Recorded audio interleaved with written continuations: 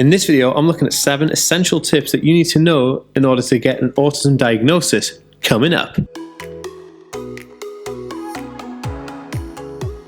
Hey, what's going on? I'm Dan. I have Aspergers Syndrome, ADHD, OCD, and dyslexia. I make weekly videos on the content, so if you're new around here, consider subscribing to learn more and hit that notification bell so you don't miss out on any video. I'll be covering these 7 tips that I found personally essential in getting an autism diagnosis, and it's the same way I used to get my diagnosis. Also, I'll be giving away a pre-autism diagnosis checklist right at the end of the video, so stay tuned to the end so you can figure out how to download that free PDF for you. Hey, welcome back, Aspie World Superhero fam. Hope you guys are all doing absolutely awesome. It's nice to have you here again. This video is part of a 3-part mini-series on autism diagnosis. So this week is pre-diagnosis, next week is what happens during a diagnosis, and the week after will be what happens after you get your diagnosis. So stay tuned for all of those. Let me know in the comments down below if you have a diagnosis or not, and if you're looking to get a diagnosis, I'd love to have a chat with you guys about that, and I answer every single comment. Okay, so let's jump into these 7 essential tips right now. Okay, so number 1 is the first thing that you need to do is create a list of all the things that are individual qualities that you have, and some people may find quirks or a bit different, and make this list a compelling list, like things like anything like if you wear the certain type of clothes all the time, if you are just eating the same foods all the time, if you have like a strict routine, if you have like obsessive interests. I know I have a lot of obsessive interests that are very common with Asperger's syndrome. Give this video a thumbs up if you have an obsessive interest, because that'd just be super awesome, because hey, we've all got an obsessive interest. But you have this list of all the things that characterize you as an individual that some people may find a bit quirky, and those things are essential, because the doctor who will be doing the assessment, or the assessor who will do the assessment, will want to know these quirks, and they'll want to know from you or your family member or somebody if you have anything that they can tell you that is a bit kind of that they found a bit unusual. A pro tip here is to have a family member help you out as well, because sometimes you don't obviously notice all your own quirks. I remember when I was doing mine, I don't notice all of my quirks, but I know that my family members did notice them, so I had my partner come up with a list with me that we used together, and that was super awesome. Okay, so number 2, do some research to the specialists that are available in your area. Sometimes there's like an autism drop-in center, sometimes there's autism support groups, and even if you don't have a diagnosis, you can go in there and ask them questions to see any doctors or specialists that they would recommend that you set up your diagnosis assessment with, or ask for a referral to. That is kind of key and important to do. Also, another tip is to do the online AQ test, which is one of the tests that they actually run during the assessment. Now, I'll leave a link in the card above here so that you can go through to the video where I give you the link and tell you how to do the AQ test and all about the AQ test. So you get a score before actually going for your diagnosis assessment, which will help with the process, and it might help speed it up a bit, because I know that they'll want to do this test, and it may be handy if you've already got a score before then.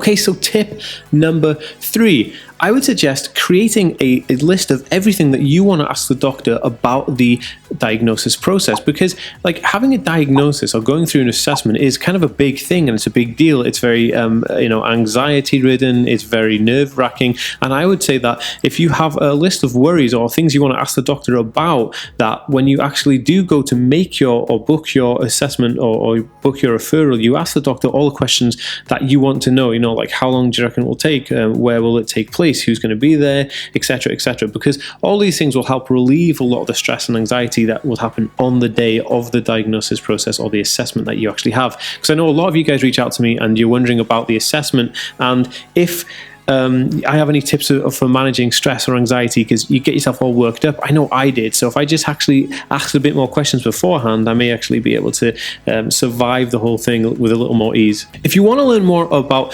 autism and Asperger's symptoms, I'll leave a link in the card above here, so you can go through some of the most common symptoms that I've made in a video to check that out before actually making your list or before going for a diagnosis. I just thought that this may actually help.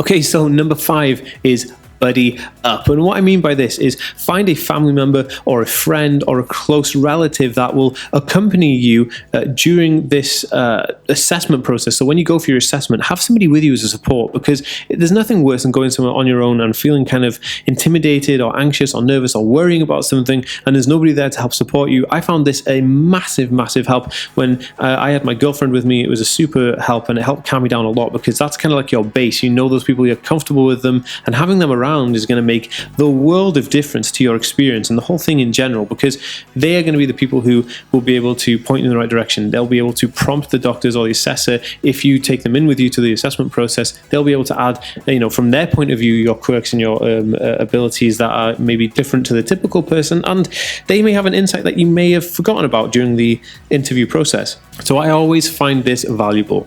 Buddy up for sure. Right, this is the part of the video where I'm going to take a selfie with me and you guys right now so you can see what I can see, and I'm going to post it on my Instagram and Twitter, which are both at the Aspie World.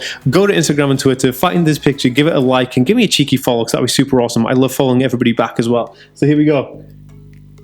Cool, posted. Okay, so tip number 6.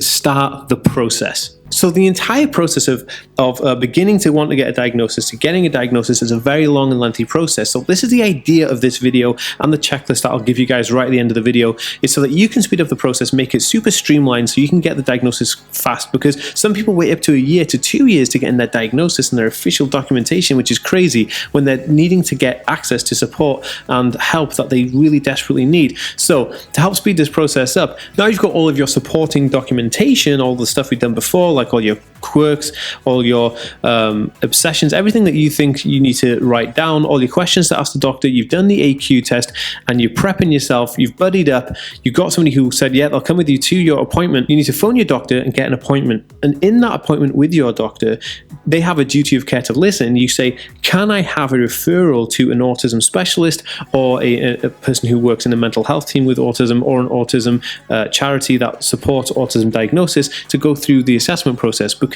the doctor will have a route that they can then refer you to a specialist, somebody who deals with autism, somebody who deals with diagnosing autism. And by doing this, it's the first step to doing that. So the quicker you get that initial appointment done, the quicker you'll get your referral, and then the quicker you will be able to get your diagnosis.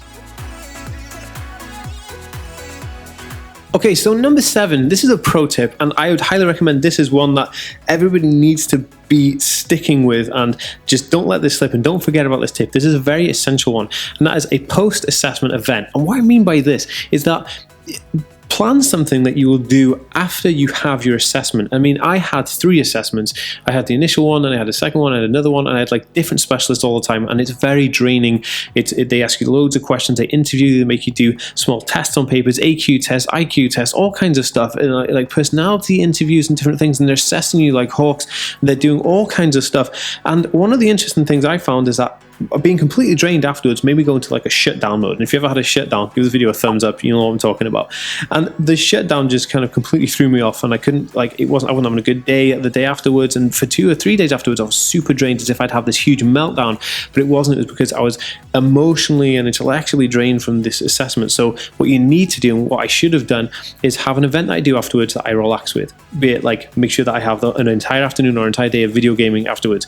Make sure I go out for a nice meal or something. Like, make sure I have like my favorite food or favorite meal or favorite snacks, or I'll go to get my favorite movie that I like to watch, or my obsessive interest. I will just make sure that I dedicate time to doing that, to relax and just breathe a little bit, because by doing that, relaxing and the breathing, it's kind of like a recharge to get you back to your base level of feeling cool, because you don't want this process to affect your mental health. This is the reason why you're in this process at the moment. You're trying to overcome all this, so you don't want it to affect you and make you feel even worse. So that is a pro tip. Okay, so on to the free checklist, and I highly recommend downloading this checklist because it's very, very good.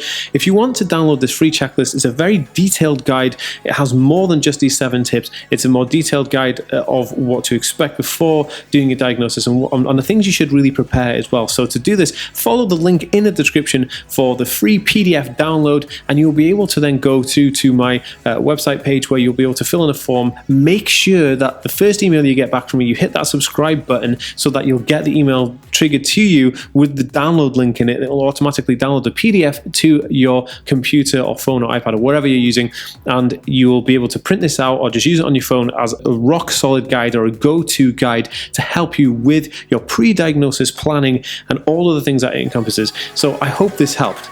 Peace.